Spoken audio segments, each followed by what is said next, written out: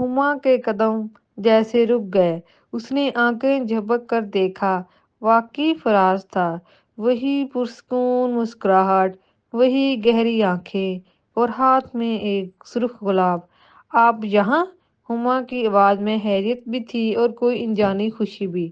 کہا تھا نا دل کو فرصت ملی تو ملنے آ جانا، مگر مجھے لگا شاید دل تمہارا بہت مصروف ہے، اس لیے خود چلا آیا، فراز نے شوخی سے کہا۔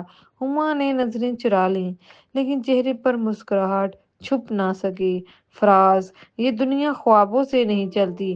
میں ایک ڈاکٹر ہوں، میری ذمہ داریاں ہیں، اور میں ایک عام انسان ہوں جسے خواب دیکھنے کا حق ہے، اور اگر وہ خواب تم ہو تو میں اسے حقیقت بنانا چاہتا ہوں، فراز نے نہایت سنجیدگی سے کہا۔ ہما کا دل دھڑکنے لگا۔ وہ پہلی بار کسی نے اتنی سچائی سے اس کے دل تک بات کی تھی، مگر وہ خود کو روک رہی تھی۔ فراز، میرے لیے رشتہ آسان نہیں۔ میں نے اپنی ماں کو اکیلے جدوجہد کرتے دیکھا ہے، جذباتی کمزوریاں برداشت نہیں کر سکتی۔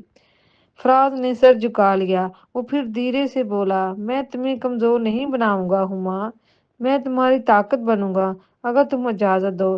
چند لمحے خاموشی چھائی رہی، پھر ہما نے آہستہ سے گلاب تھام لیا، اور دونوں کے درمیان خاموشی میں ایک نیا وعدہ جنم لینے لگا۔